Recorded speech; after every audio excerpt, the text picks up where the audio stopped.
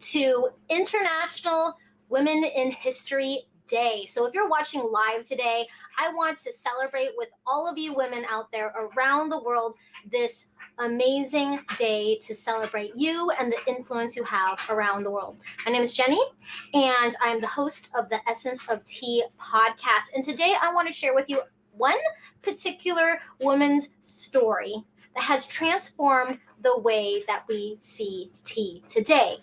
Now, many women or men believe that tea is a women's industry, but that is one of the biggest myths out there. Tea drinking has always been a man's industry, and this has changed in the more recent centuries. So, in the beginning, man had found or discovered tea, 神农, and then it was refined and set aside for emperors. Wars were fought over it. Trade was fought over it. Usually the intellectual discussions were for men only who were drinking tea. And with this practice of drinking tea, it was very exclusive. So it excluded women, actually. And more recently, we've seen in Hollywood, in Japanese films, of the shogun and having a geisha serve tea, when in actuality, it was usually men who were serving tea because they don't want the women to mess up on it. Isn't that just crazy? And there's all these myths because of the influence of women. So if you're watching today live, go ahead, say hello in the chat. Let me know where you're watching from, what you're drinking today. I'd love to do a shout out for you. But for National Women in History Month, it is very pertinent that women have become more and more influential in the recent centuries. In about the 1700s, when women were wanting to stand up for themselves and be more active in their community, just be more active in the community outside of the home. So yes, they were mothers, they were wives, they were supporting their families, but they were curious. They had this entrepreneurial spirit in the 1700s, especially in America. And so some of the very first entrepreneurs for women were in the tea industry. They started tea shops, they started selling tea and changing the way that men looked at tea in society, which was very, very powerful. So women-owned businesses early on were in the tea industry, at least in America. But before that, there's a very famous Portuguese princess named Catherine of Braganza, and she had married King Charles II. And with her dowry came the practice of tea drinking. So she brought all of her tea with her, right? And of course, she's this trophy wife, essentially, not given a lot of things to do. And so she would socialize with her lady friends with having tea time. And this tea time became a more lavish affair with cakes, with cookies. And you know where I'm getting to now? Why people think that women are the leaders in the tea industry. In America, you see all these tea rooms of colonial style tea rooms that were actually influenced by a Portuguese princess that brought the ritual of tea drinking to England, even though England now's national beverage is tea. Hello, Julie from Santa Cruz. Thank you so much for joining us today.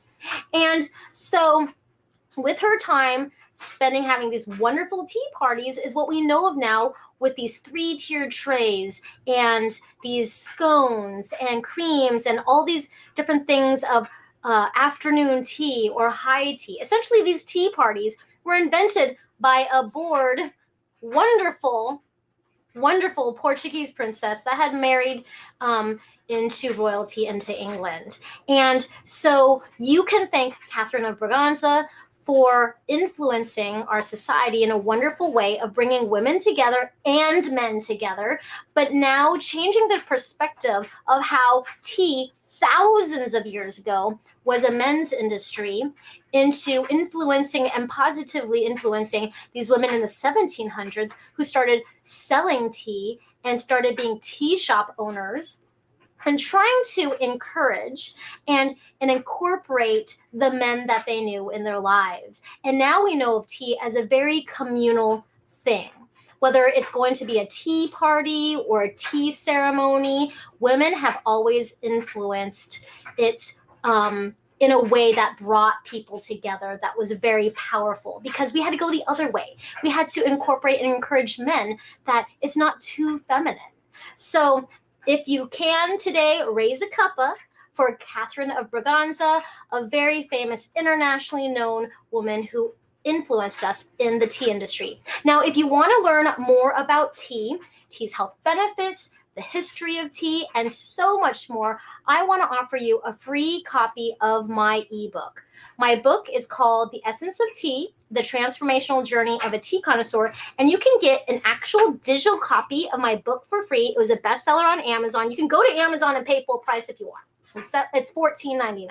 Or you can get a free copy by just going to my website, down below on the link to sippingstreams.com/mybook, and you can get an absolutely free digital copy of the book to learn about the health benefits of tea, the truth about caffeine, burnout, boosting your immune system, and so much more. But it was a bestseller on Amazon. It has amazing ratings and reviews, so feel free to take advantage of that today as a free gift to celebrate Women in History Month, written by me, a woman.